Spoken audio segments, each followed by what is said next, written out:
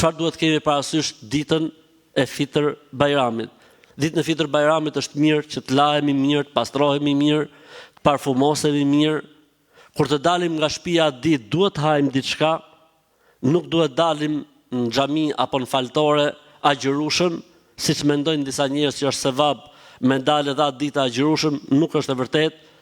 Në Kurban Bajram është mirë që dilet pa ngrënë gjë dhe mbas Kurban Bajramit hahet, ndërsa në Fitr Bajram, pra ky që është tani, është mirë që të hahet diçka kur del njeriu nga shtëpia dhe pastaj niset për Bajram apo për të fal Bajramin dhe shkon inshallah taala aty ku është përcaktuar për të falur Bajrami. Është mirë gjithashtu që të dilet nga një rrugë e të kthehet njeriu nga një rrugë tjetër. Është mirë gjithashtu që të përmeni Zotin duke bërë tekbire sa më shumë.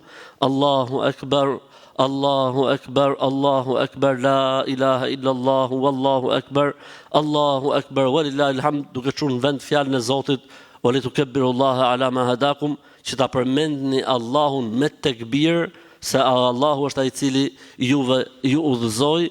Tekbiret fillojnë nga namazi i akşamit darkën e Bajramit deri kur të falet namazi i Bajramit dhe pastaj mbas kësaj nuk bëhet më tekbir dhe sadakaja e fitrit deri këtu e ka kufinin e fundit dhe nëse nuk e jep njeriu deri në namaz të Bajramit sadakan e fitrit do të thotë se quhet sadaka e zakonshme dhe nuk quhet sadaka fitri më, pra nuk e ka vlerën e sadakas së fitrit. Gjithashtu pëlqehet ditën e Bajramit që muslimanët të urojnë njëri tjetrin dhe ka qenë traditë e sahabeve radhiyallahu ta'ala anhum që për Bajram e uronin njëri tjetrin taqabbalallahu minna wa minkum ose taqabbalallahu minna wa minka.